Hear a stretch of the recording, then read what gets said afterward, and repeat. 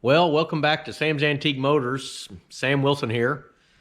Thought I'd just give a general progress report on this Highlander project. It's been a few months since I've made a video, mainly because it's been about 2 months of sanding and body work and primering and so forth. So that doesn't make for very good videos, and today it's raining, and it's been raining for a couple of days, which we needed, and going to be raining for a couple of days, so can't really paint with the high humidity. So I thought I would just take a little break and give a progress update. And I thought what I'd do first is just start with the chassis. That we pretty much got the chassis all finished up. See, we got the motor in, we got the serpentine belt system in. We made a little video of that posted recently, and got the fuel injection. It's a Holley Stealth fuel injection. We're a little concerned that the air cleaner may be a little high with this high-rise intake that came on this motor, plus this Holley fuel injection, which is a little higher than normal, so we may have to get a little lower profile air cleaner. But got the core support in, a nice Champion cooling radiator. We got a quick ratio steering gear all connected up. This will get about lock to lock in 3.5 turns. New tie rods, control arms, shocks, ran stainless steel brake lines throughout the system. We got the 4L85E transmission in.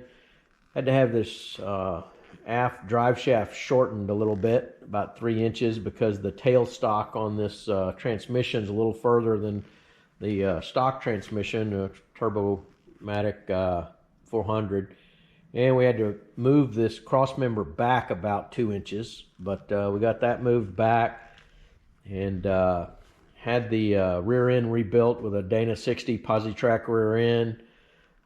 Put in some pole tracking arms, which are a little more beefy. This motor is going to be turning out more or less, I think, about 470 horsepower and 519 foot-pounds of torque. So we're going to put a little more strength in that. Put an adjustable panhard bar back here, tracking arm, and we had a Boyd fabricate us up a tank to move the tank to the rear.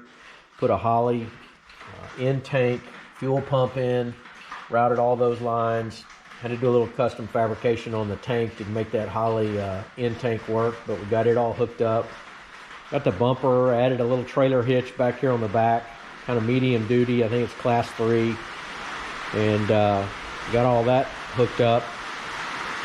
And the cab is pretty much all painted and ready to go. So I had some other videos. I remember seeing all these rocker arms. We got them all replaced put back in, painted properly, rebuilt all the hinges. Got all that redone. Came in here and filled all this, nice and smooth. Get all the spot welds that come in it from the factory out. Filled up a couple of seams that were a little bit unsightly up here. And on the inside, we've got all the controls back in it. Put in a custom retro sound radio, which looks like the original radio, but has all new modern features. Put in a digital control HVAC system. This is a vintage air in-cab recirculating system, so we got that all hooked up and wired up and ducted. Got new AC vents, new ducts. Remember re-welding all these pieces in, so this is all in. I went ahead and sprayed Raptor on the whole inside of the cab, and then on top of that we put this sound deadener with a kill mat. Really takes a lot of the drum sound out of the truck. I did a little decibel meter test, and it was about 85 decibels after, and it's about 75 before, and about 75 decibels now. So it takes about 10 decibels out of the truck to put that under coating pad in there. And then up here on the firewall, we smoothed in all these pieces where the old AC was. Filled in the blower motor, and all the windshield wipers hooked up. spent a lot of time just smoothing and filling and fairing and getting all these holes out of here. Got everything put back in. It's looking really nice and clean. Got a new dash pad put up on here. All the dash painted. This was another area that was in pretty bad shape, so we got this all re-welded, pulled up all these seams. There's a couple of big rusted out places in here, filled all those holes, put all this rocker arm back in like it was supposed to be. I didn't want to mess with this little data plate. This is the original data plate, and it has these little special kind of rose shaped rivets, so I didn't want to cut those out, so we just worked around that plate, but got everything back in, cut in a new rocker for a whole cab corner right here, filled in this little gas hole, and put it back in the two-tone paint scheme, which is white with Tangier orange for this truck and date code. So the cab is really ready to go back on the chassis. We're just waiting on the headers. We ordered some headers from Hooker. They came in and didn't fit, in spite of their promises that they would. On this aluminum head, these head bolts are real close to this. It's not really a D-shaped port. It is D-shaped, but it's not what they call a true D-shaped head. But nonetheless, that header flange didn't clear that bolt. So we sent them back, and we've been promised by Sanderson headers that their headers will indeed fit. So waiting on those to come in now. The only other thing we got going on is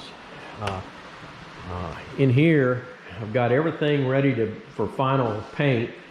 I think we had another video, welded in all these bed stakes. Had to replace this whole bottom panel here, basically from about here down. This rear tail light on both sides had been banged, and it was, once I got the paint off of it, it had been crushed. And long time ago, it had lead and brazing in it, so that was a little bit predating what current practices are. So it was easier to just cut the whole thing out. And while I had it out, I got a really nice kit to put the fuel filler in the tail light. So this is where the tail light hinge will mount. This is the actual full fuel filler. We'll connect that up to the rear tank. So that's going to be pretty clean.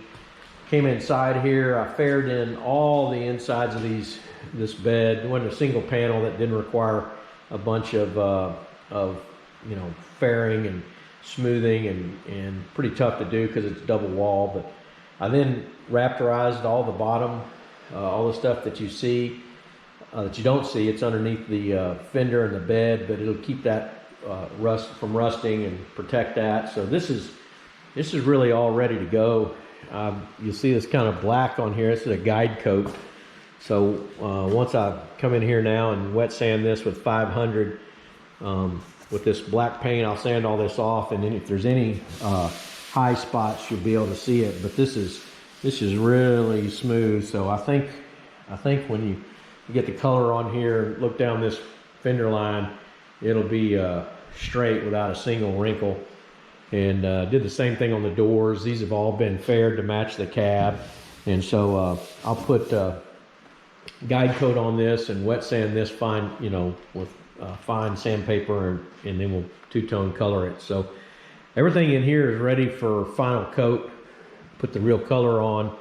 These wheel tubs are going to be next. I'm going to come in here and prime these and undercoat them with Raptor up underneath there. And then we'll put satin black on the top, since that's in the engine compartment. So we're really pretty much ready to go. I'm gonna put, I've got a time accounting of what it's taken to do all this work. And I'll put that here at the end of the video so you can kind of see where we spent the time. But that's pretty much it.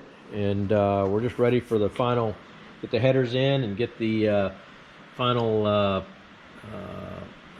paint work done, and then it's time to be to assembly for final assembly and see if we can get this bad boy started.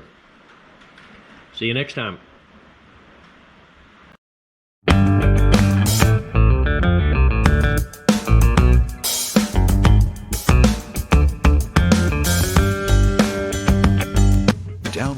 Resto-Rat app today to begin managing, tracking, and documenting your restoration project.